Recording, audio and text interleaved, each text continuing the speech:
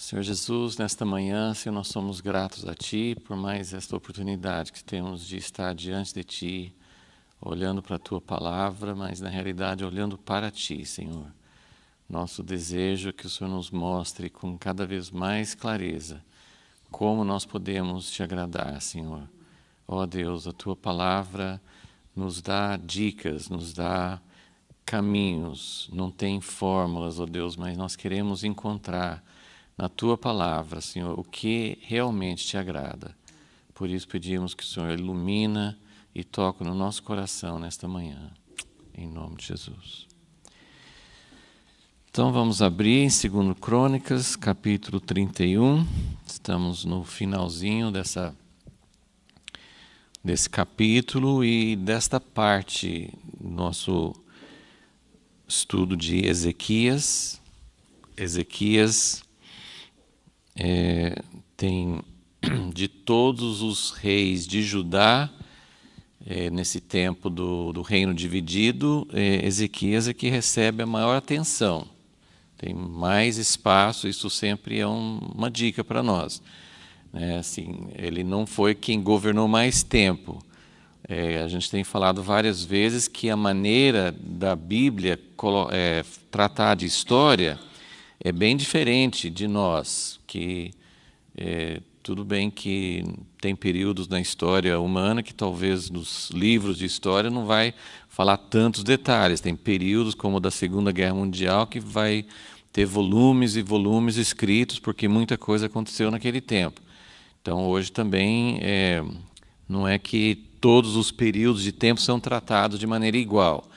Mas na Bíblia isso é bem notável que alguns períodos da história, alguns personagens da história recebem uma atenção maior. Então não é de acordo com o tempo e nem sempre de acordo com a importância deles assim em termos de realizações ou o que eles fizeram, mas realmente do ponto de vista de Deus. Então Ezequias é um dos reis que nós temos muito espaço, assim, bastante espaço. E como nós temos falado também, existem 3 relatos na Bíblia sobre Ezequias. Tem um relato de 2 Reis, 18 em diante, tem esse relato de 2 Crônicas, e tem também uma parte da história que está no profeta Isaías. Então, também isso é bem diferente dos outros reis desse período, ok? E eu coloquei aqui só, mais ou menos para fazer uma comparação. A Bíblia, a gente tem falado bastante, assim, quando introduz um rei, tanto no reino das 10 tribos de Israel, como em Judá, a Bíblia sempre faz uma avaliação. Nós vamos falar um pouco mais sobre isso hoje. Uma avaliação do rei, normalmente no início, às vezes fala um pouco no fim também, mas sempre tinha aquela introdução. Fulano se tornou rei com tantos anos de idade e ele fazia o que era certo ou ele fazia o que era errado aos olhos de Deus. E nas 10 tribos, todos eles eram comparados a Jeroboão. No reino de Judá, todos eles eram comparados com Davi. Então, só coloquei aqui, é um pouco difícil fazer essa comparação, nem tudo, Deus nem quer que comparem todos os pontos, mas existem essas comparações. Eu tenho falado nos reis de Judá que tinha, na verdade, 3 classificações. Tinham os que andavam de acordo, semelhante a Davi, tinham os que não faziam o que era reto, não faziam como Davi, e tinham os que falavam assim, ele andou nos caminhos de Davi, mas não totalmente. Então tem o bom, tem o ruim e tem o mais ou menos, né? Então eu estou colocando essa altura, esses aqui foram os melhores reis de Israel, né? Essa parte de Judá, né? Quando era o reino dividido, mas Davi com certeza está na altura maior. Ele foi o homem segundo o coração de Deus, foi o homem que foi assim o maior padrão de todos, de alguém que seguiu nos caminhos de Deus. Ele não foi um homem perfeito, nós vamos falar um pouquinho mais sobre isso, mas é sempre assim uma coisa intrigante pensar o que faz Deus gostar de uma pessoa, o que faz Deus avaliar bem, porque tem aquela coisa assim, todo mundo, Davi é o maior exemplo disso, porque nós temos muitos dados biográficos, muitos dados sobre Davi. Nós sabemos o que Davi fez de bom e nós também sabemos muito bem o que Davi fez de mal. Então, nós sabemos que Davi não foi um homem perfeito, longe disso. Então, o que faz Deus fazer essa avaliação dele? Que ele era um homem segundo o coração de Deus, nenhum outro... Assim, às vezes fala assim, ele andou em todos os caminhos de Davi, mas sabemos assim que ninguém chegou à altura de Davi, ninguém era colocado como padrão assim como Davi, talvez porque ele foi o primeiro, tal. E a Bíblia não faz essa questão de comparar em todos os aspectos, mas a Bíblia mostra que alguns andavam nos caminhos de Davi, vamos dizer assim, alguns faziam coisas boas, mas tinha uma avaliação, quando dava aquela avaliação geral, tinha uma avaliação ruim. E tinha pessoas que faziam várias coisas ruins, mas tinha uma avaliação boa, né? Então, claro que Deus vai levar em consideração todas essas partes boas e ruins, mas tem essa coisa assim, de dar uma avaliação geral. Davi recebe uma avaliação boa. Vários reis que eu não estou colocando aqui não receberam, foram reis até bons, mas não receberam uma avaliação boa no final, né? Alguma coisa não tocou no coração de Deus, ele não fez uma avaliação, ele até conta várias coisas boas que fizeram, mas não foram colocados como com essa avaliação. Então, é isso que nós queremos examinar um pouquinho. Então, claro que Salomão não chegou nem perto de Davi, ele foi uma figura de fazer a casa de Deus e um período de glória, uma figura assim, até simboliza assim, um reino milenar, mas Salomão terminou a vida dele muito mal, né? O coração dele abandonou Deus no final, então ele não chega nem perto. Eu estou só fazendo uma comparação mais ou menos, não estou dizendo que Salomão está melhor do que esses. O período do reinado de Salomão foi um período de muita glória, por isso que, vamos dizer assim, podemos colocar num patamar um pouco maior. Então, depois de Salomão, vem o reino dividido. Então, só queria comentar mais uma vez os melhores reis de Judá de todo o período do reino dividido, ok? Então, na verdade, assim, teve vários reis, como eu falei, assim, que foram mais ou menos, até tem um rei que fala muito pouco sobre ele, que é Jotão, não fala nada de ruim, mas temos muita pouca informação sobre ele, mas eu não estou colocando aqui porque realmente ele não se destacou, não foi considerado assim, a gente nem sabe quase nada, nem de bom nem de ruim dele.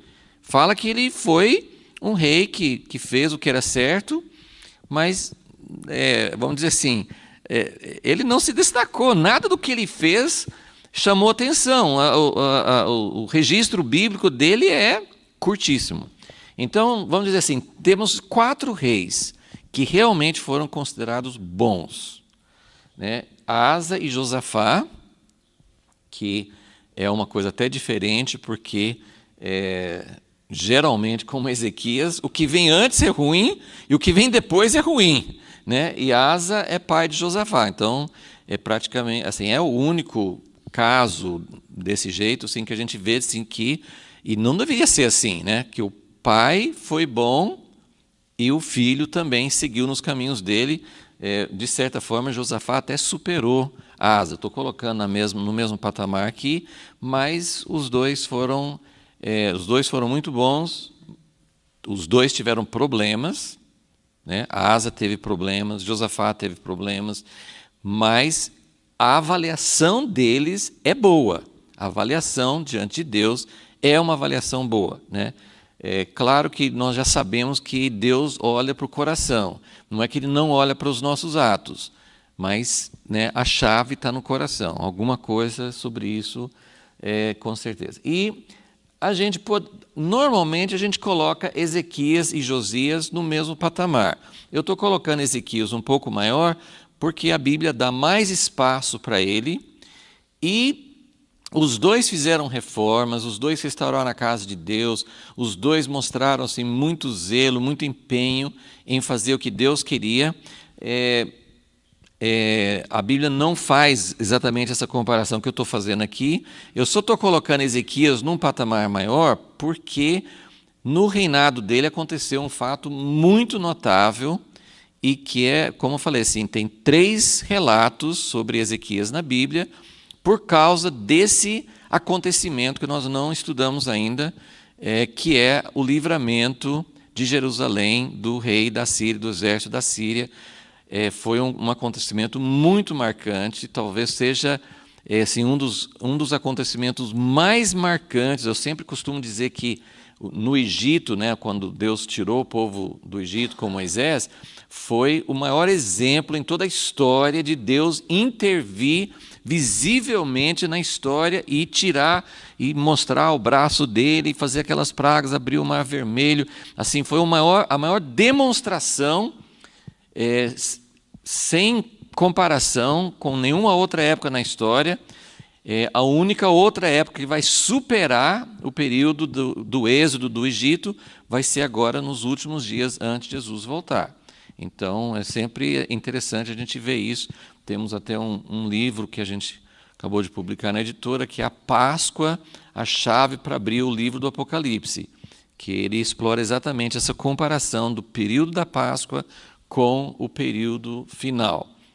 Mas esse livramento de um exército enorme que cercou Jerusalém e que Deus fez uma intervenção sobrenatural, porque tem várias batalhas na Bíblia que Deus dava vitória, mas nenhuma exatamente como no caso de Ezequias. Então, essa história do livramento realmente coloca Ezequias, o período de Ezequias, num patamar diferente. Então, isso aqui é só mais ou menos para você ter uma ideia durante todo esse período do reino dividido, que outra coisa assim, só para vocês guardarem na cabeça, antes de Davi foi Saul, né? Então esses 3 reis foram chamados o Reino Unido, quando estava todas as 12 tribos numa nação só. Depois nós temos o Reino Dividido, os 2 reinos, as 10 tribos de Israel e Judá no sul.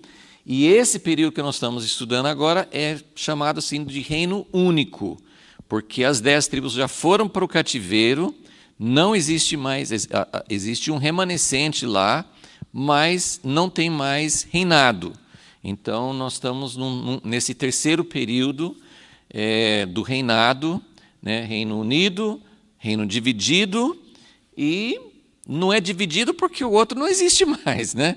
Eles não se uniram novamente, mas não tem mais as 10 tribos.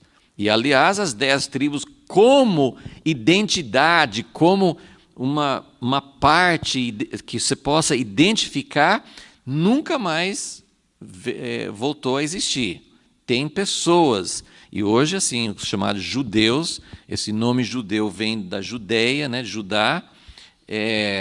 Então, os judeus hoje não sabem de qual tribo. Alguns ainda falam alguma coisa, nem sei exatamente, sei lá, DNA, não sei como é que eles se identificam. Alguns até falam que sabem de que tribo eles são. Mas, de maneira geral, judeus hoje podem até saber que eles são judeus, mas eles não sabem de que tribo que eles são, porque houve uma mistura. Muitas das 10 tribos foram se unindo a Judá nessa época, durante a história. Então, tem uma mistura das 12 tribos, mas nunca mais veio existir. Então, esse aqui é chamado Reino Único, mas não era o reino das 12 tribos, não era o que Deus queria, era só Judá no fim, e depois eles também foram para o cativeiro. Então, isso aqui é só... Eu acho importante a gente se situar, né? Não sei se vai conseguir guardar isso, mas eu acho muito importante quando a gente está estudando a história, a gente pensar em que período nós estamos vendo e como que esse período se relaciona com outros. Então vamos ler aqui em 2 Crônicas 31, versículos 20 e 21.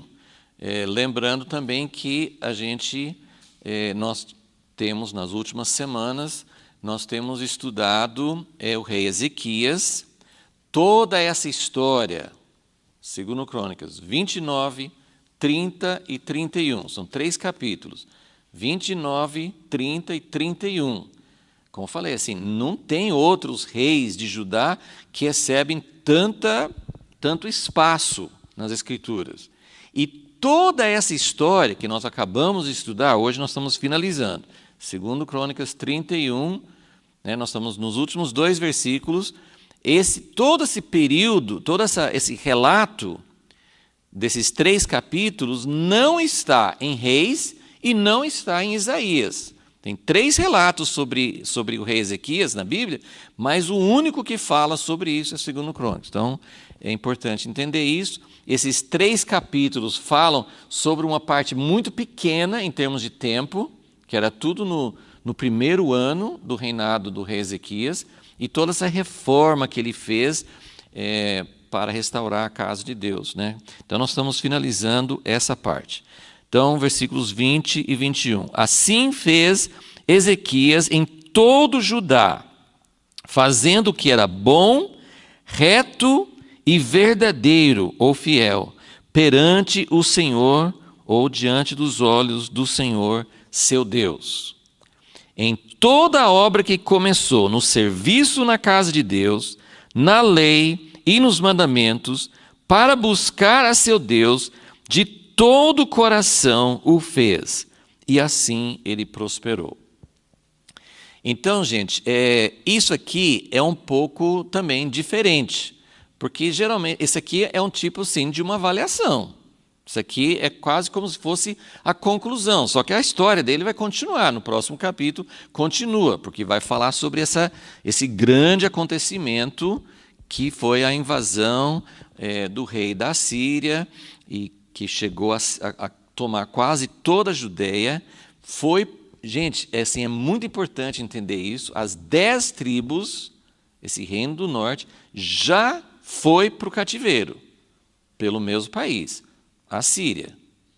E agora, né, nos próximos eventos na história de Ezequias, o rei, assim, é um outro rei, mas é o mesmo país da Assíria, vai invadir o Judá, vai invadir essa última parte, vai tomar praticamente todo o território, depois eles abandonam, mas ele conquista todas as cidades, falta só Jerusalém, ele cerca Jerusalém com um exército enorme. Então, por um triz, Judá não vai seguir o mesmo caminho das 10 tribos. Quase que eles vão para o cativeiro. E com razão, porque o pai de Ezequias tinha sido um rei terrível, fez todas as coisas que as outras 10 tribos fizeram. Então, se Deus julgou as 10 tribos, por que ele não vai julgar Judá? Então, por muito pouco, o resto de Israel, o resto de Judá, do povo de Deus, não vai para o cativeiro também. Então, é um momento muito dramático na história de Judá, na história do povo de Deus. Mas aqui, no final do capítulo 31, ele faz quase que uma conclusão. Depois ele vai continuar a história. Mas eu queria, por isso, sim, hoje nós vamos parar nesses 2 versículos. Nós estamos comparando os reis que agradaram mais a Deus. Não vou falar sobre todos, mas eu só queria, assim, chamar atenção nesse ponto, porque isso aqui é fundamento de tudo que vai acontecer daqui para frente. Ezequias, ninguém sabe explicar exatamente como que um pai, como Acaz, como o pai de Ezequias, como que o filho dele foi um rei tão temente a Deus, porque o pai não criou assim. Sempre tem aquela história que a gente não sabe exatamente como é que funcionava, mas os homens, principalmente os homens poderosos, os reis naquele tempo, eles tinham geralmente muitas esposas. E, pelo menos no caso de Davi, a gente não sabe como é que funcionava em cada um, né? Mas se tinha várias esposas e muitos filhos, né? Filhos com cada uma, o pai provavelmente passava muito pouco, tinha muito pouco a ver com a criação do filho. Até hoje, às vezes acontece isso, mas naquele tempo, muito mais. O pai, muitas vezes, não tinha muita ligação com os filhos. No tempo de Davi, a gente vê claramente que eles tinham outras casas, né? Uma esposa, não sei, assim, tem uma menção sobre isso, então a gente não sabe exatamente, mas dá a entender que tinha várias esposas, como ele era o rei, como ele tinha poder econômico e tudo. Até assim a esposa tinha outras casas. O rei Salomão, imagina, 1000 mulheres ele não ia colocar dentro de uma casa só, né? Então, evidentemente, né, assim, ele não tinha essas mulheres dentro de uma casa só, mas era um caso muito exagerado. Mas a ideia é que a mãe tinha mais a ver, e por isso você pode notar, até vamos voltar aqui no capítulo 29, quando introduz Ezequias, e isso era padrão, assim, não todos, mas muitos reis tinham uma informação assim, olha aí, 29:1, tinha Ezequias 25 anos de idade quando começou a reinar, 29 anos reinou em Jerusalém, era o nome de sua mãe, Abia, filha de Zacarias. Por que falava o nome da mãe? A gente não tem nenhuma informação sobre a mãe. A gente não sabe quem era o pai dela, mas isso acontecia, né? Tem vários reis, geralmente de Judá, que dá o nome da mãe. Por quê? Porque provavelmente o rei tinha mais de uma esposa, então esse filho que subiu no trono era filho de qual mãe? Uma razão. Segunda razão, que provavelmente a mãe que foi responsável por criar o filho. Então, essa pergunta nossa, como que um pai tão perverso como Acaz acabou tendo um filho tão maravilhoso? E depois tem a parte ruim, que como que a Ezequias, que foi um homem tão temente a Deus, que tem esse registro bíblico de que ele foi um homem que fez o que Deus queria, que seguiu os caminhos de Deus, como que Ezequias conseguiu ter um filho tão ruim? Porque o filho dele foi, se é possível, pior do que o pai dele, né? Pior do que o pai de Ezequias. Então você tem Ezequias, pai terrível e filho um pouco pior do que o pai. Tem uma dúvida se Manassés era pior ou não, porque Acaz, o pai de Ezequias, reinou durante 16 anos, não foi um período tão longo, fez muitas coisas terríveis e não temos nenhum registro de arrependimento dele. Manassés, ele também tem uma avaliação muito ruim, falar que ele fez pior do que todos que foram antes dele. Então, assim, biblicamente, ele entra num registro, talvez como o pior de todos, só que ele se arrependeu.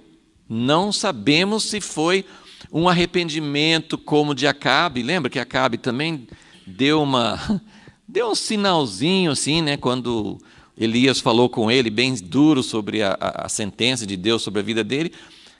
Acabe colocou o pano de saco e ficou meio humilde diante de Deus, mas não fala assim que ele mudou mesmo o coração. Manassés também a gente não sabe, mas tem até mais informações sobre o arrependimento de Manassés. Então, como tem esse aqui, a gente tem uma comparação dos piores reis e às vezes é um pouco difícil descobrir qual foi realmente o pior. Mas o que eu só estava querendo colocar, assim, a questão de que as mães tinham muita influência e pode ser uma parte da explicação. E tem uma outra coisa que vou mencionar depois que pode também ser, em parte, responsável. Então nós temos a avaliação de Ezequias no início do reinado dele, em 2 Reis 18, tem até mais coisas, a gente já tivemos uma aula sobre essa introdução de Ezequias em 2 Reis 18, que lá tem várias coisas sobre Ezequias, que ele foi um homem que confiou em Deus, que ele foi um homem que realmente se apegou a Deus. Assim, a descrição de Ezequias em 2 Reis 18 é mais completa assim, nesse sentido do que aqui. Mas eu quero só parar um pouco então nesses 2 versículos. Assim fez Ezequias, eu vou ler de novo. Assim fez Ezequias em todo Judá, 31, 20, fazendo o que era bom, reto e verdadeiro, ou fiel, aos olhos do Senhor seu Deus. Em toda a obra que começou no serviço da casa de Deus, na lei e dos mandamentos, para buscar a seu Deus, de todo o coração o fez, e assim ele prosperou. Então, longe de nós, longe de mim, tentar explicar exatamente por que Deus gosta de uma pessoa, por que Deus avalia bem. Deus é uma pessoa, né? E você pode tentar falar, eu conheço fulano, se você fizer isso e isso ele vai gostar. Já viram isso, assim, sabe? Chega um empregado novo na empresa, aí os outros falam assim, olha, o chefe é assim, se você fizer isso, ele vai gostar, se fizer aquilo, ele não vai gostar. Ou sei lá, um professor, ou você às vezes até fala do seu pai, da sua mãe, do seu irmão. A gente, quem conhece, faz uma descrição e prevê, se você fizer isso, eu sei que ele gosta, ou ela gosta. Se você fizer aquilo, não gosta. E quantas vezes a gente erra, né? A pessoa faz alguma coisa, mas não é bem assim, porque os relacionamentos pessoais não são, como é que eu posso falar assim? Não é uma coisa mecânica, não é uma fórmula matemática. 1 mais 1, se você fizer isso e isso, dá certo. Todas as pessoas, e Deus, que é uma pessoa muito mais complexa do que nós, você não tem uma coisa assim, faz isso aqui, principalmente porque nós, como pessoas, a gente sente a atitude das pessoas, mas a gente não vê o que está dentro do coração. Agora, Deus vê o que está no coração das pessoas. Então, a pessoa às vezes faz certinho, né, faz assim, né? Ou aquela história famosa, assim, né? Vem um cara que está namorando uma moça e ele quer saber o que eu faço para conquistar, né? Então, o que eu faço para agradar, né? E quem conhece, sei lá, algum amigo, assim, faz assim, assim, assim. E não é assim que você conquista o coração, porque não é um conjunto de coisas, são atitudes, é o coração, né? O coração da pessoa que nos nossos relacionamentos já pesa muito, imagina, com Deus. Então, a gente não consegue identificar só algumas coisas, mas é sempre bom a gente observar, porque faz parte do quadro. Por que Deus gostou de Davi? Né? As pessoas perguntam assim, por que Davi era considerado um homem segundo o coração de Deus, sendo que ele fez umas coisas tão desprezíveis, tão terríveis, né? Assim, o que Davi fez é muito sério. Então, como que Deus poderia dar uma avaliação tão boa a respeito dele? Então, é só essa ideia assim de provocar, da gente pensar um pouquinho sobre esse aspecto. Por que Deus gostou de Ezequias? Nós vamos ver na frente que Ezequias também pisou na bola. Ezequias também fez coisas que Deus não gostou. Só que a avaliação está aqui, que Ezequias foi um homem, né, que fez como Davi. Então, Ezequias também era um homem segundo o coração de Deus. E claro que isso interessa, né? Quem aqui não quer ser um homem ou uma mulher segundo o coração de Deus? Quem não quer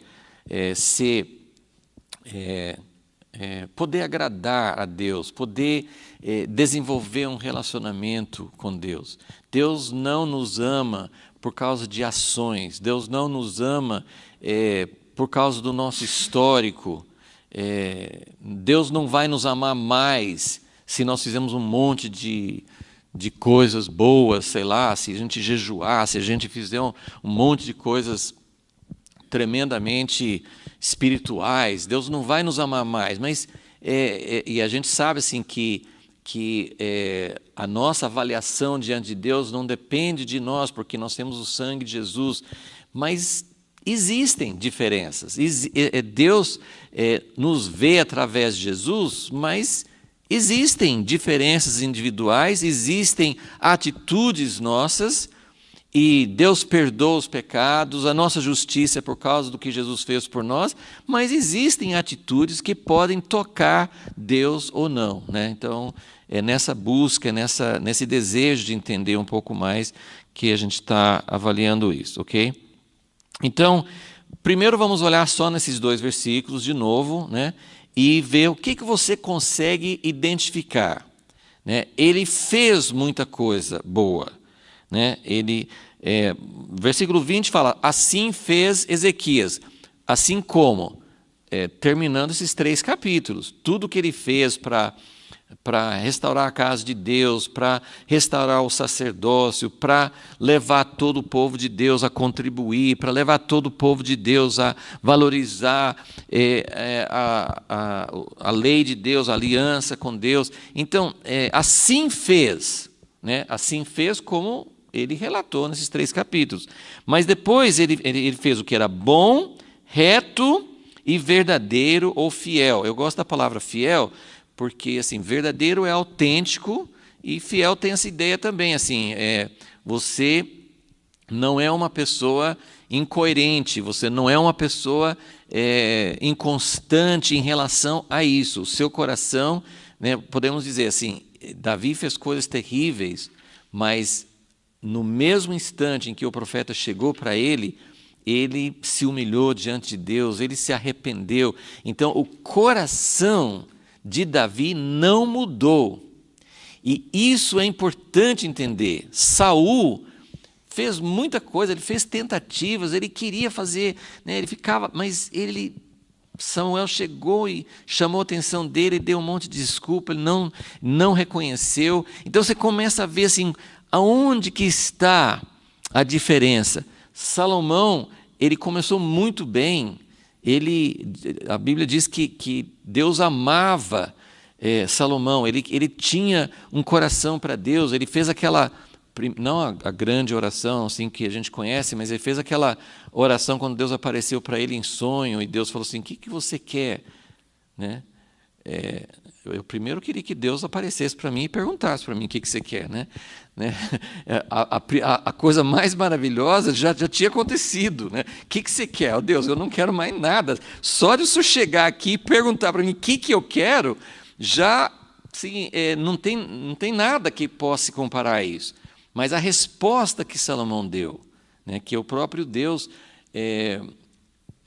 aquela história assim, Deus fica surpreso com nossas reações, né? E Deus sabe de todas as coisas, mas a Bíblia não fala que Deus ficou surpreso, mas a Bíblia fala que Deus elogiou, que Deus reagiu com Salomão, assim, você pediu um coração sábio, você pediu um coração humilde, você pediu um coração para poder governar o meu povo, você não pediu longa vida, você não pediu riqueza, você não pediu vitória sobre os inimigos, você não pediu vantagem nenhuma. Então, quase que dá a impressão que Deus ficou surpreso, porque é como se Deus esperasse uma outra resposta dele. Então Salomão começou muito bem, só que terminou mal. E 1 Reis 11 fala que o coração dele foi desviado. Então, a questão do coração, né? O coração dele, no fim, não era como o coração no início. Então, isso, sabe, eu acho que a gente precisa sempre focar nisso. Nós não somos capazes, né? Jeremias fala assim, terrivelmente, desesperadamente mal é o coração do homem. Quem o conhecerá? Nem a gente mesmo conhece o coração. Como é que a gente muda o coração? Mas aí que entra a graça, aí que entra assim, o que Deus faz quando Deus se encontra conosco, Ele muda o nosso coração. Mas ainda que a gente não possa mudar, a nossa preocupação tem que ser essa. Como está o meu coração? E aqui, então, a gente vê ele falando, né? Ele fez, versículo 20, ele fez o que era bom, reto e fiel perante aos olhos do Senhor seu Deus.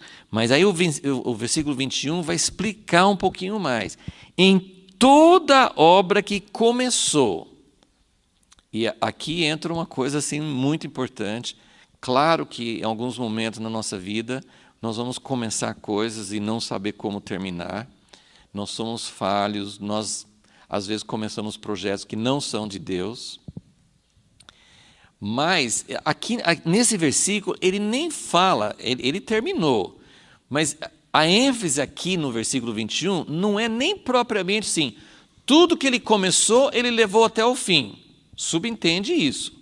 Tudo que ele começou, ele levou até o fim. Mas não é isso que o versículo fala. O que o versículo fala? Em toda obra que começou. E aí fala de várias obras que ele começou. Na casa de Deus, na lei e nos mandamentos, ou seja, ele queria restaurar Israel para que fosse tudo de acordo com a lei, tudo com o que Deus tinha revelado, e também ele quis, aqui assim, só fala meio geral por cima, mas o que ele começou na lei e nos mandamentos? Acho que ele quis andar, fazer tudo que Deus queria que o seu povo fizesse. Ele foi muito preocupado com todos esses aspectos, né? Para buscar a seu Deus. Então, por que ele está fazendo a casa de Deus? Por que ele está preocupado com a lei e os mandamentos? O objetivo, para buscar a seu Deus. Então, aqui nós temos duas dicas muito boas. Ele tem uma finalidade. Ele não está fazendo isso só para aparecer. Ele não está fazendo isso para deixar um marco na história. Ele não está fazendo isso para deixar um monumento. Ele está fazendo isso para buscar a seu Deus. Então, isso é uma das chaves. Que o que ele faz para buscar a Deus. Por isso que eu falo assim, você pode dar um monte de coisa. De que Deus gosta? Deus gosta que a pessoa ore bastante. Tem que orar, cedo, tarde, noite, tem que orar. De que Deus gosta? Deus gosta de adoração. De que Deus gosta? Então você pode falar várias coisas que Deus gosta, mas se você fizer para tentar fazer como, né, eu quero ganhar o favor de Deus. Claro, todos nós queremos ganhar o favor de Deus, não é uma coisa errada. Mas tem um jeito de buscar o favor de Deus que eu quero ser abençoado, eu quero estar bem, eu quero, sabe, você não está interessado realmente em Deus por causa de Deus. Entende o que eu quero dizer? Então, o que Deus viu em Ezequias? Ele viu que ele estava fazendo essas coisas para buscar a Deus, para buscar o Senhor seu Deus. Mas tem mais uma coisa no versículo. Acharam aí? Que mais que tem? Eu acho que esse é o ponto, talvez, de todos os pontos. Né? O que ele fez? Ele começou coisas na casa de Deus, ele começou coisas sobre lei, mandamentos. Né? A gente viu que ele restaurou os sacerdotes, os levitas, as ordens, ele restaurou as contribuições, levou todo o povo a contribuir. Ele queria que todas as 12 tribos viessem para a Páscoa. Ele fez muitas coisas. Ele fez tudo isso para quê? Para buscar Deus. Mas, mais uma coisa, ele fez de todo o seu coração. E eu diria que isso é o que caracterizava Davi. Então, só vamos ler dois exemplos quando usa essa expressão para Davi. Um está em 2 Samuel, capítulo 6. Talvez é a história, uma das histórias de Davi como rei, que é mais conhecida, né? Porque Davi trouxe a arca para Jerusalém, então foi uma das coisas assim que ele estava fazendo, que foi muito importante, né? Então só vou pegar um versículo, 14, 2 Samuel 6, 14, tem também em Crônicas, né? A mesma expressão. Versículo 14, quando ele estava trazendo a arca de volta para Jerusalém, versículo 14, Davi dançava com todas as suas forças diante do Senhor. Estava Davi cingido de uma estola sacerdotal. Então, o que Davi fazia, ele fazia com todas as suas forças, né? Esse é um dos textos, e o outro está em 1 Crônicas 29.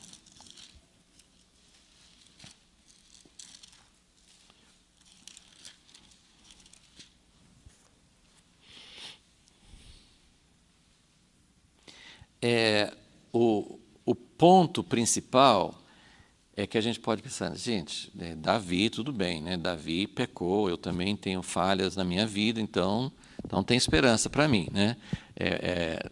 Cuidado, né? Cuidado quando você faz essa comparação, porque o fato de Davi ter pecado não significa que não tem problema a gente pecar. Davi colheu frutos muito amargos desse pecado dele, né? E tem que saber se nós temos a mesma reação ao nosso pecado que Davi teve. Então, assim, o fato de Davi ter pecado não é uma desculpa, não é uma licença para a gente, se Davi pecou, então, né, não tem problema. Não, tem muito problema. Mas o que nós queremos realmente entender é como que Deus faz a avaliação da pessoa. Se nós temos perdão dos pecados através de Jesus, realmente Deus tem muito menos problema com os nossos pecados, já que foram resolvidos, porque assim, a gente tem aquela imagem, não é totalmente errada, de que Deus ele aborrece o pecado, Deus não consegue, como uma pessoa que não consegue ficar perto de uma coisa mal cheirosa, né? Assim, uma coisa mais ou menos assim, Deus não tolera. E é muito importante entender que Deus consegue chegar perto de pessoas em pecado. Tanto é que Adão e Eva pecaram lá no jardim e a primeira coisa que aconteceu foi Deus chegar pertinho deles. Então, se Deus não pudesse suportar o mau cheiro do pecado, ele não teria chegado para eles. Ele teria se ausentado e eles que tinham que perguntar, para onde que foi Deus? Não, Deus chegou para ele. Caim matou Abel, que coisa pior do que isso? Caim matou o irmão dele. E o que Deus fez? Sumiu? Não. Deus chegou para Caim. Chegou pertinho dele. Deus falou mais com Caim do que talvez comigo, com você. Deus chegou para Caim antes dele matar Abel. Só porque Caim estava aborrecido, estava emburrado, estava muito chateado com o que aconteceu, Deus ainda perguntou para ele, Caim, qual que é o seu problema? Deus tinha liberdade. Então, entende o que eu quero dizer? Deus não tem problema nesse sentido. Deus tem problema com o pecado, mas não é do jeito que a gente pensa. Então, é muito perigoso falar isso, porque pode dar uma ideia errada, mas o que nós estamos querendo dizer é Deus tem menos problema com o pecado, porque o pecado tem solução. Jesus morreu pelos pecados. Então, o pecado tem solução. Já foi solucionado. Claro que nem todos nós nos apropriamos da solução, mas o pecado tem solução. Agora, esse mistério do coração humano, que eu não entendo, eu sei que nunca vou entender, como é que alguém tem o coração para Deus e como é que alguém não tem o coração? Eu não sei responder isso. Mas tem um problema no coração humano que isso sim afeta Deus. Qual é o estado do seu coração? Então, o que eu quero passar para vocês, pelo menos até onde eu consigo ver, é que Davi teve problemas, Ezequias teve problemas, Josafá tinha problemas sérios, né? Todos eles tiveram problemas. Agora, tem um problema com Salomão que foi mais sério, e Deus não sabemos como é que Deus vai avaliar Salomão, mas o coração dele se apartou de Deus. Então, isso é o problema sério, né? E tem solução para isso? Eu não sei, mas a causa, a raiz do afastamento está aí. Então, 1 Crônicas 29, 1. Disse mais o rei Davi a toda a congregação: Salomão, meu filho, o único a quem Deus escolheu, ainda é moço e tenro. Esta obra é grande, de construir a casa de Deus, pois o palácio não é para o homem, mas para o Senhor Deus. Versículo 2. Eu, com todas as minhas forças, já preparei para a casa do meu Deus. E aí ele vai falar ele vai falar sobre as coisas que ele juntou. Versículo 3, além disso, porque amo a casa do meu Deus, em minha devoção, na minha fala, mas o sentido real é porque amo, porque eu tenho paixão, né, pela casa de Deus. Então, só esses dois textos, né, que eu queria mostrar. Davi fazia as coisas com todo o coração. E rapidinho, eu só vou passar por algumas passagens bíblicas para a gente entender. Salmo 132 nem foi escrito pelo rei Davi, mas foi escrito sobre o rei Davi. Salmo 132 até fala umas coisas aqui que a gente não tem registrado nos outros relatos da história de Davi, mas fala algo que Davi disse para Deus. Salmo 132, versículo 1, lembra-te, ó Senhor, de Davi e de todas as suas aflições. Ele jurou ao Senhor e fez votos ao poderoso de Jacó, dizendo, não entrarei na casa em que habito, nem subirei ao leito em que durmo, não darei sono aos meus olhos, nem repouso às minhas pálpebras, enquanto não achar lugar para o Senhor, uma morada para o poderoso de Jacó. Então, tem aquele Salmo 27 que o próprio Davi fala assim, uma coisa eu quero, uma coisa eu pedi ao Senhor. Então, Davi era um homem que só ficava o dia inteiro só cantando e orando? Não, ele era um rei e mesmo antes de ser rei ele fazia muitas outras coisas. Então não é assim, para você ser uma pessoa de coração total, como fala aqui, assim como Ezequias, tudo que ele fazia de todo o coração. Ezequias nunca fez mais nada, ele era só espiritual. Não, ele fez muitas coisas, nós vamos ver depois no resto da história. Ele construiu cidades, ele fez um sistema de água, que até hoje é conhecido, assim, né? Ele fez mandou fazer, né? Uma obra de engenharia, que naquele tempo era bem inovador, assim, era uma proeza, né? Ezequias fez muitas coisas, mas o que ele fazia de todo o coração, e toda a vida dele, todas as atividades giravam em torno desse ponto central da vida dele, ok?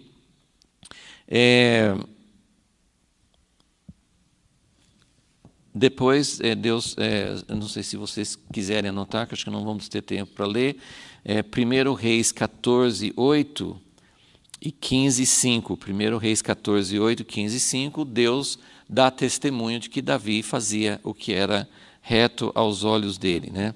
Então, acho que é muito importante a gente entender essa ligação de Davi. Por que ele fazia o que era reto? Porque o coração dele, não significa que tudo que ele fez era reto, mas o coração dele era total. E eu queria só lembrar também de um versículo em Eclesiastes 9, Eclesiastes 9, 10, Salomão, filho de Davi, ele falou isso aqui: tudo que te vier à mão para fazer, a minha tradução fala assim, faze-o conforme as tuas forças, pois na sepultura para onde vais, sabe que Eclesiastes é aquele livro assim que, né, assim, é um livro pessimista, né? É um livro que não fala muito, assim, não fala de eternidade, não fala, e fala assim, né? Tudo é vaidade, todo mundo vai para a sepultura, né? Então até parece uma coisa meio materialista, assim, né? Tipo, aproveite a sua vida agora, né? Tem versículos em Eclesiastes que falam assim, aproveite sua vida, tenha prazer, porque daqui a pouco você não vai existir mais. Então, assim, até um livro, uau, como é que esse livro está na Bíblia, né? Mas ele fala assim, tudo que tiver à mão para fazer, faze-o conforme as tuas forças. Na NVI, não sei se alguém tem aí, ele fala assim, com todas as forças. E uma outra tradução que eu vi fala assim, faze-o bem feito. Então, Deus ama essa atitude, sim, de intensidade, né? Nós não estamos vivendo assim, para passar o tempo, nós não estamos marcando o tempo, estou aqui esperando a morte, estou esperando a aposentadoria, sei lá o que muita gente está esperando. Nós não estamos aí passando a vida só. Nós temos alguma coisa que Deus colocou em nossas mãos, mas, acima de tudo, precisa ter um objetivo, precisa ter algo. Davi se consumia com o desejo de ver uma morada para Deus. Então, como é que eu vou? Como é que eu vou fazer meu coração se apaixonar pela causa de Deus? Como eu falei, isso é uma coisa misteriosa, mas, no mínimo, nós temos que saber o que Deus gosta. Deus gosta de uma pessoa que tem intensidade, que deseja, que anseia, como Davi falou assim, eu não vou dar descanso. E Deus falou com ele, falou assim, olha, você não vai construir, não adianta você espernear, você não vai fazer a casa. Mas ele não desistiu, mesmo assim ele ajuntou, preparou e assim por diante. Então, tudo que tiver à mão para fazer, e traduzindo assim, vamos ler em Colossenses, que tem um texto bem mais bem mais contextualizado assim, para nós hoje, porque você pode fazer tudo que você vem a fazer, faz bem feito, porque daqui a pouco você não vai conseguir fazer mais nada. Mas a Bíblia fala em Colossenses 3, versículo 23, tudo o que fizerdes, fazei-o de todo o coração, como ao Senhor e não aos homens. Então, esse é o coração que Deus ama, quando a gente faz todas as coisas, tudo que nós fizermos, nossa vida, vamos dizer assim, material, não tem vida espiritual e não espiritual, toda a nossa vida, mas isso significa, na nossa família, cuidando de uma pessoa, nossos estudos, nosso trabalho, tudo que nós fizermos, e o desejo é, Deus, o que o Senhor colocou nas minhas mãos para fazer? O que eu devo fazer? Deus não vai te dar uma tarefa, Deus não vai colocar nas suas mãos uma incumbência de algo que você não gosta. Como é que você vai fazer de todo o coração? Não, eu vou provar você, eu sei que você não gosta disso, então eu vou mandar fazer exatamente o que você não gosta. Claro que na nossa vida tem muita coisa que a gente não gosta, que a gente tem que fazer como ao Senhor. Mas eu quero dizer assim, quando Deus coloca algo nas nossas mãos, Ele coloca algo que a gente gosta. Ele vai nos dar alguma coisa e talvez aquilo que a gente pensa que não gosta, está faltando a gente entender como que isso pode glorificar a Deus. Porque eu sei que, estou dizendo assim, Deus coloca uma incumbência, Deus coloca uma tarefa, mas tem muitas pessoas que vão cuidar de uma criança excepcional, que vão cuidar de uma pessoa doente, e não é porque a pessoa gosta de fazer aquilo, é uma situação que Deus colocou em nossas mãos. Então, realmente existem situações que a gente nunca escolheria e que a gente não gosta, mas tudo que nós fizermos, faça de todo o coração, como ao Senhor, e não para os homens. Então, que Deus nos ajude a fazer isso. Eu não sei se vocês estão com o esboço, mas nessa última parte do esboço aqui, letra D, eu coloquei alguns itens aqui que eu não vou ter tempo de falar muito sobre cada um deles, mas semelhanças entre Ezequias e os grandes reis Davi e Salomão. Então, o primeiro item dessa relação é o que a gente já falou, um coração totalmente dedicado a Deus. Okay? Então, isso é a parte principal. O segundo ponto é uma preocupação com a casa de Deus. Ezequias, ele quis restaurar a casa de Deus. Davi quis construir uma casa para Deus. Salomão construiu realmente a casa para Deus. Então, o que fez dessas pessoas pessoas grandes, pessoas, primeiro o coração, agora o nosso envolvimento, a nossa vida, pode não parecer que você possa fazer algo muito importante para isso, mas nós queremos que Jesus volte, sim ou não? Queremos que Jesus volte. Isso devia tocar assim uma corda assim, né? Uau, eu quero que Jesus volte. Mas você quer que Jesus volte para uma situação bagunçada, sem ordem nenhuma, um povo que não está nem aí com ele, ou você quer que Jesus volte para uma casa? Quem vai fazer a casa de Deus? Na verdade, quem vai fazer a casa, como Salomão, é o próprio Jesus. Jesus, que é o Filho de Deus, ele vai fazer essa casa no milênio para o próprio Deus habitar. Apocalipse 21 e 22, a Nova Jerusalém desce do céu sobre a terra e tem uma casa e nem precisa de templo mais, porque o próprio Deus está habitando ali. Mas para Jesus voltar, tem algo que precisa estar pronto. Algo precisa acontecer. Então, nós queremos que Jesus volte, mas para que Jesus volte, nós precisamos ter esse anseio. Eu quero que Jesus volte, mas eu quero que Jesus volte para uma casa. Tá, nós não somos capazes de fazer a casa do jeito que Deus quer. Então, Jesus vai voltar e vai nos ajudar a construir essa casa. Mas algo precisa estar bem encaminhado. E a comparação é Davi com Salomão, né? Assim, essa figura que Davi preparou. Deus falou assim: você não vai fazer a casa. Nós, a igreja, nós não vamos conseguir terminar a casa para o Deus infinito, eterno, Pai, morar conosco. Nós não vamos conseguir fazer a casa toda. Mas como Davi, nós vamos preparar com todas as nossas forças. Todas as nossas forças. Algo precisa estar no coração do povo de Deus, como Davi, que anseie pela casa de Deus. Então, essa preocupação com a casa de Deus, se você quer ser bem-sucedido, porque o final dessas descrições, né, o final do texto que nós lemos sobre Ezequias é que ele prosperou. Em tudo que ele fazia, ele prosperou. Por quê? Porque ele estava preocupado com a casa de Deus.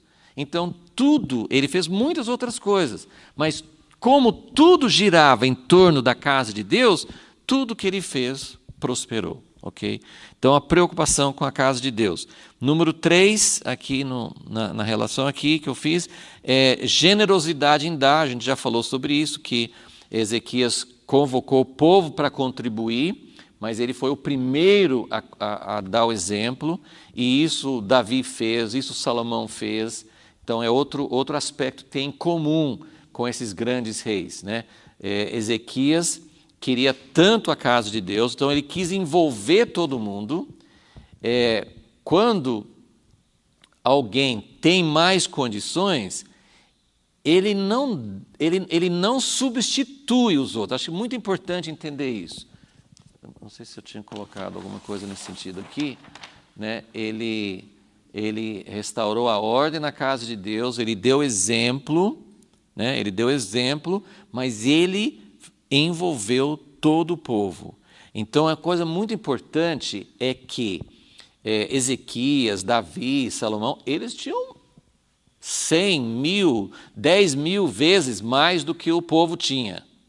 Mas eles davam proporcionalmente, eles davam do que eles tinham, eles faziam tudo possível para dar, mas com isso eles não diziam: bom, eu tenho condições de dar, vocês não precisam dar nada. Não, eles davam para dar o exemplo, porque o envolvimento nosso, que com as nossas 2 moedinhas, como a viúva, o nosso envolvimento é que faz com que Deus se sinta que ele sinta vontade de estar conosco. Então, ele tinha, número 3, ele tinha generosidade em dar, mas número 4, em todos esses exemplos, no tempo de Salomão não sei se menciona, mas no tempo de Davi e no tempo de Ezequias, o rei dava, mas o povo também dava liberalmente, né? O povo se envolvia, o povo também pegava a paixão. Então,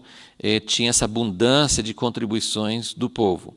Número 5, eles restauravam as ordens dos levitas. Isso eu queria ler com vocês.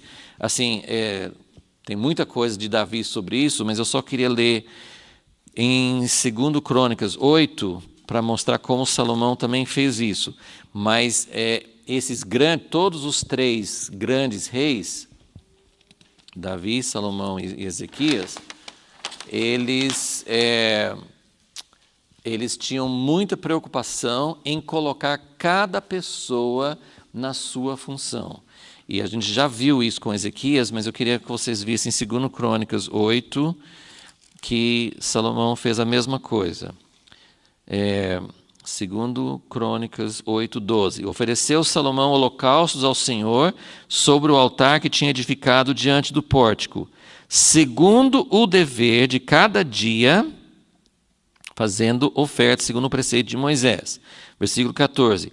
Conforme a ordem de Davi, seu pai, designou as turmas dos sacerdotes nos seus ministérios, como também as dos levitas para os seus cargos, para louvarem a Deus e servirem diante dos sacerdotes, segundo exigia o dever de cada dia.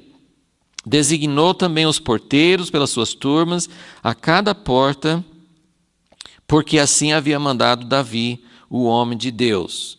Não se desviaram os sacerdotes e levitas do mandado do rei em coisa alguma, nem acerca dos tesouros. Então, essa restauração da ordem, cada um, os sacerdotes, os levitas, os porteiros, os que cuidavam da distribuição, os que cuidavam do armazenamento, aquilo que a gente viu já com Ezequias, ele fez isso. Então, é algo assim, muito impressionante como eles queriam que cada pessoa pudesse servir na sua função. Gente, é tão maravilhoso isso. Não tem alegria na nossa vida enquanto a gente não acha o nosso lugar na casa de Deus, naquilo que Deus tem para nós. Pode ser vigiar uma porta, pode ser cuidar da estocagem de alimentos para a casa de Deus. Sim, pode ser coisas aparentemente muito corriqueiras, muito simples, mas cada pessoa na sua função faz com que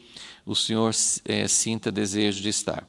E o último ponto é preocupação em guardar a lei de Moisés. Nós vimos que Ezequias ele empreendia coisas na casa de Deus e também na lei e nos mandamentos. E para isso só vou ler aqui em 1 Reis, capítulo 2, quando Davi foi passar, como se estivesse passando o bastão para Salomão. 1 Reis 2,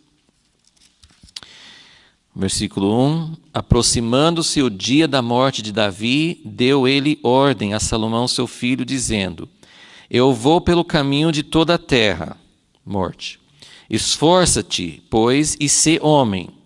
Guarda as ordenanças do Senhor teu Deus, para andares nos seus caminhos, para guardares os seus estatutos, os seus mandamentos, seus juízos e os seus testemunhos, como está escrito na lei de Moisés, para que prosperes em tudo o que fizeres e por onde quer que fores.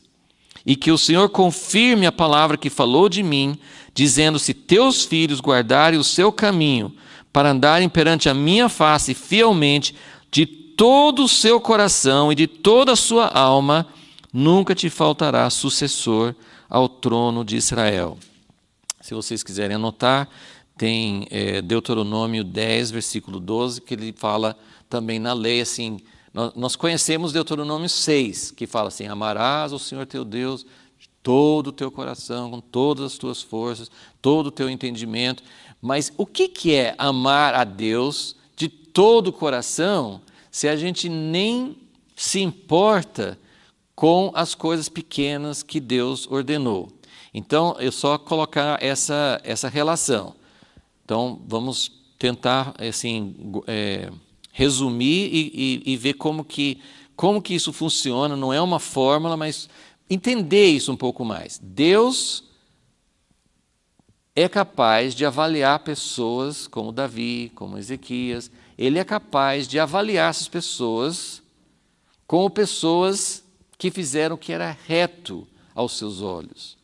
Ele é capaz de dizer: olha, Davi foi um homem segundo o meu coração. É o tipo de pessoa que eu gosto. Sendo que Davi cometeu adultério, mandou matar o marido dela, encobriu. Como que um homem desse pode ser um homem segundo o seu coração? Então, nós temos falado, assim, é uma questão do coração.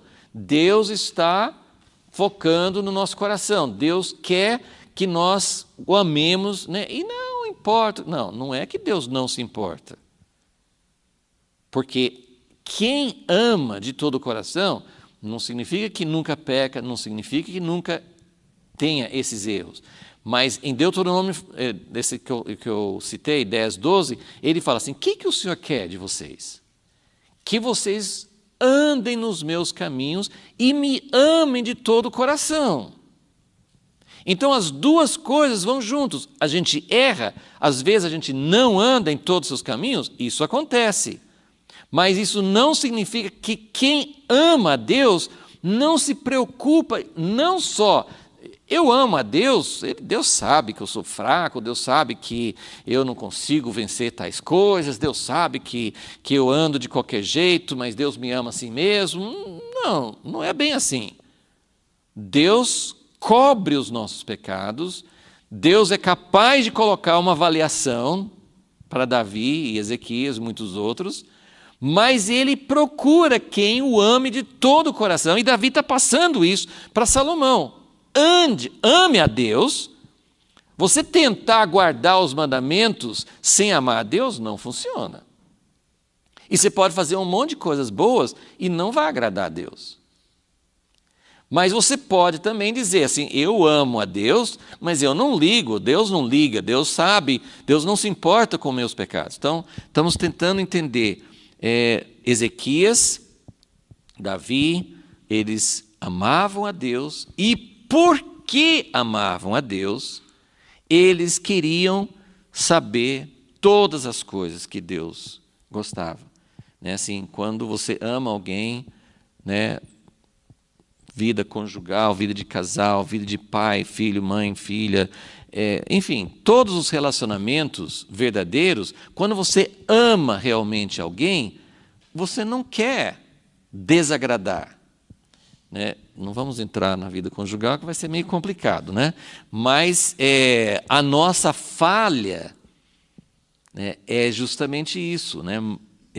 Deus é perfeito, então ele não tem esse tipo de problema. Assim, né? Com duas pessoas humanas, vai ter pessoas que querem controlar a outra, vai ter aspectos em que a gente não consegue mudar, ou a gente não quer mudar. Normalmente, os grandes problemas nos relacionamentos humanos é que um quer mudar o outro, e é uma coisa que não é para o bem da pessoa. Agora, Deus, ele quer nos mudar, e ele nos ama tanto que ele desceu ao nosso nível, quando ele enviou Jesus, e ele vem para falar conosco no nosso nível, mas ele quer encontrar uma atitude de amor por ele que tenha esse desejo, sim, para andar nos seus caminhos. Eu quero amar a Deus, eu quero guardar meu coração, mas eu quero também ter um coração totalmente desejoso, interessado em saber pequenas coisas. Deus gosta, Deus quer. Tem muita coisa na palavra que a gente não... mas isso é lei, isso é do Velho Testamento. Puxa, tem coisas que Deus quer mudar na nossa alimentação, na nossa maneira de vestir, na nossa maneira de falar, na nossa maneira... Tem muitas coisas, não é lei, não é um monte de padrão. Mas você já perguntou? Você já quis saber? Se você ama a Deus, então você também vai se interessar nas outras coisas menores. Eu espero que essa ideia fique clara. A gente está... Né, a grande luta nossa, assim, desde sempre, dos cristãos, como é que você entende a lei do Velho Testamento? Como é que você lê entende esse monte de regulamentos, de ordens? O que tem que fazer para agradar a Deus? Então, tem que começar com essa atitude de coração, desejando que Deus conquiste o nosso coração, mas um coração que ame a Deus também é um coração que deseja andar em todos os seus caminhos. Senhor Deus, nós sabemos que, por mais que tentemos entender, só Teu Espírito vai poder realmente nos conduzir passo por passo. Mas, ó Deus, que possamos realmente ser tocados, possamos, ó Deus, ter o nosso coração transformado por Ti, Senhor. Ó Deus, nós olhamos para esses grandes exemplos e sabemos que eles não estão aqui para a gente só admirar e dizer, puxa, que difícil, eu nunca vou ser como Davi. Mas o Teu desejo é que todos nós sejamos homens e mulheres segundo o Teu coração. Que o Senhor trate conosco, ó Deus, que o Senhor abra o nosso coração cada vez mais para amar-Te, ó Deus, acima de todas as coisas, para que toda a nossa vida possa realmente focar na restauração e na construção e na preparação da Tua casa, para que o Senhor possa estar entre nós para sempre. Em nome de Jesus, Senhor, te pedimos. Amém.